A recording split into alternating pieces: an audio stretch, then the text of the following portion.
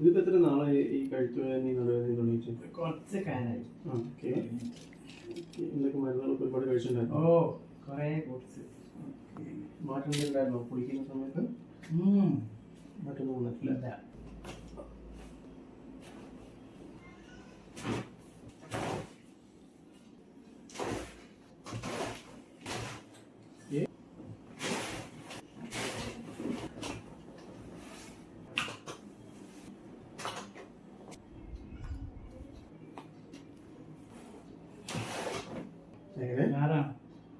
അപ്പോൾ വേദനകളൊക്കെ ഇങ്ങനെ കുറവാന്ന് തോന്നുന്നുണ്ടല്ലേ?